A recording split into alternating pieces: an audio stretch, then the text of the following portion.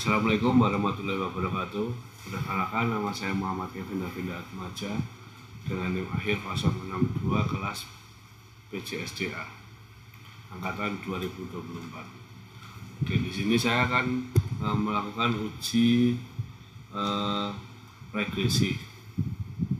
Di sini datanya sudah tersedia.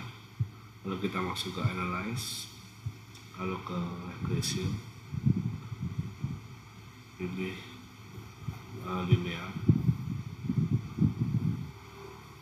Sebelumnya untuk variabel Y dimasukkan ke yang atas, lalu yang X yang bawah.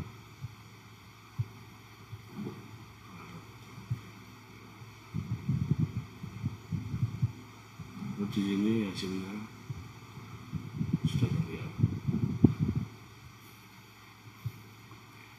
Sekian, assalamualaikum warahmatullahi wabarakatuh.